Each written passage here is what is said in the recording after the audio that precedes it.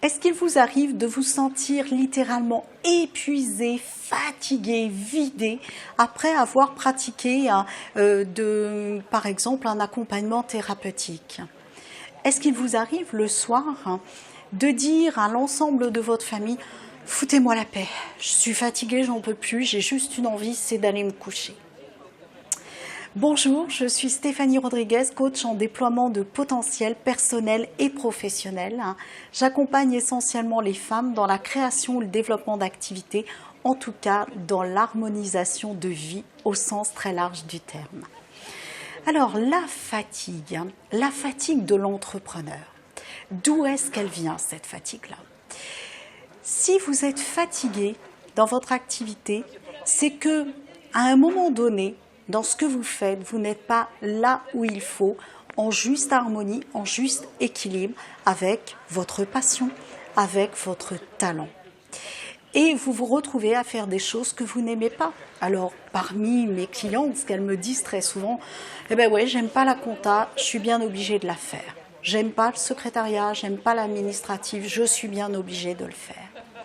Et puis, j'aime pas tel type de public, mais si je les refuse, je fais pas de chiffres. Eh oui. Effectivement, à ce moment-là, vous n'êtes pas en adéquation, vous n'êtes pas en alignement avec qui vous êtes. Et c'est ça qui va pomper littéralement votre énergie et qui va plomber votre vibration. Alors effectivement, il y a des passages obligés. La compta, on est obligé de la faire. Certaines tâches administratives, on est obligé de les faire. Première possibilité, vous n'aimez pas ça, vous déléguez. Si vous n'êtes pas encore en mesure de le faire, eh bien, trouvez un moyen de le faire pour que ce soit joyeux dans l'instant présent. C'est-à-dire en ayant déjà la projection d'avoir terminé cette activité. C'est-à-dire, quand je l'aurai terminée, comment je vais me sentir? Qu'est-ce que je vais pouvoir faire que j'aime? Et ça va être votre moteur, ça va être catalyseur d'énergie, de vibrations beaucoup plus positives. Autre chose, vous pouvez aussi vous mettre de la musique, soit une musique qui va vous détendre, qui va vous concentrer pour justement le faire beaucoup plus rapidement, ou une musique totalement énergisante. Alors moi, je suis accro aux musiques de Yannick Noah, l'album Charango, c'est mon préféré. Quand j'ai des tâches qui sont compliquées à faire, eh bien je mets ça et hop, je retrouve littéralement la pêche, la patate, et en 2 temps, 3 mouvements, c'est fait. Même chose, commencez votre tâche en vous disant qu'à chaque fois que vous faites un acte, qu'à chaque fois que vous posez une action, eh bien vous vous nettoyez à l'intérieur et vous libérez de la place pour accueillir votre passion, accueillir ce que vous aimez. Essayez ces 3 petites astuces et dites-moi comment ça se passe. Maintenant, un autre volet. Si vous êtes fatigué en donnant par exemple une formation ou bien en pratiquant des actes thérapeutiques auprès de vos clients, de vos patients, je ne sais pas trop comment vous les appelez dans votre pratique. En tout cas, si vous êtes épuisé, c'est que vous n'avez pas créé votre bulle de sécurité, votre bulle de confort, qui fait que vous n'allez pas absorber les vibrations de l'autre. Donc la première des choses, c'est qu'à chaque fois de démarrer une activité, et quelle que soit l'activité, commencez par mettre votre bulle de protection. Commencez par vous protéger. Et après seulement démarrer votre activité. Vous pouvez aussi utiliser un certain nombre de pierres comme la tourmaline par exemple, où elles ont la propriété d'absorber les vibrations négatives. Donc, allez choisir votre pierre de cœur et posez-la sur votre bureau. N'oubliez pas de la nettoyer juste régulièrement. Dernier point, qui est selon moi le plus important.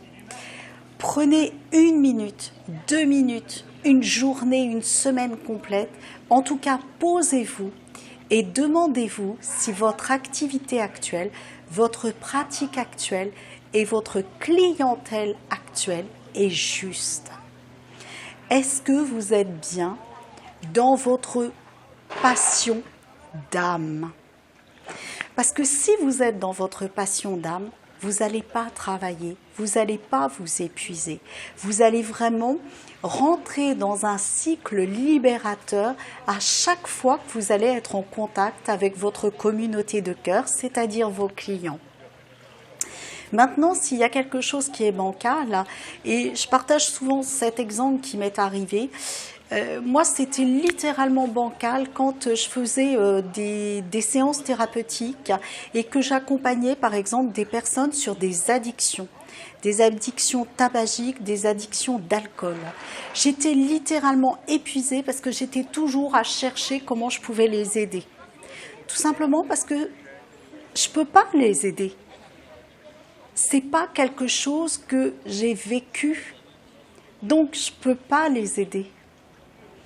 Je peux les comprendre, je peux être dans l'empathie, mais je suis dans une telle recherche de qu'est-ce que je peux leur proposer pour les aider que du coup, ça m'épuise littéralement. Donc, c'est savoir aussi dire non quand un client vous arrive et que vous savez que vous ne pouvez pas l'aider. Et ça m'est arrivé sur des accompagnements à des milliers d'euros, à des dizaines de milliers d'euros, de dire non.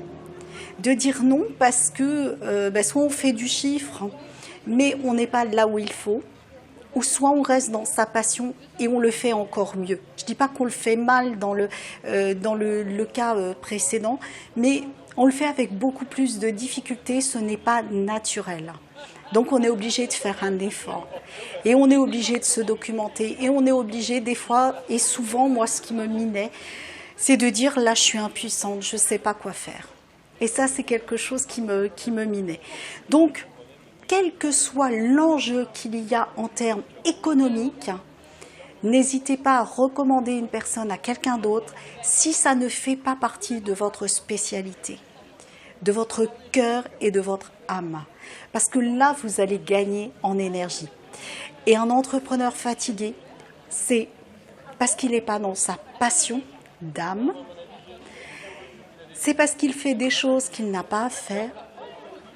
Et le troisième aspect, c'est qu'il n'a pas anticipé pour automatiser ses activités.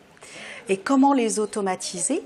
Eh bien, c'est avoir une vision très claire de votre activité, c'est le voir à long terme, et à partir de là, de poser des actes de cœur et d'âme sur du long terme pour le planifier, pour le séquencer.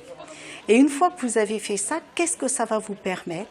Eh bien, ça va vous permettre tout simplement d'être disponible pour rajouter plein de dentelles et de diamants autour pour continuer à communiquer avec votre niche de cœur et celle qui est votre niche d'âme, votre communauté de cœur. Alors, je vais vous proposer, si vous êtes d'accord, de vraiment tester tout ça. Dites-moi ce que vous ressentez, vous avez peut-être d'autres recettes, n'hésitez pas à les partager en dessous dans les commentaires et dire comment ça se passe pour vous aussi dans les commentaires. On se retrouve très vite pour la prochaine vidéo. Bye bye!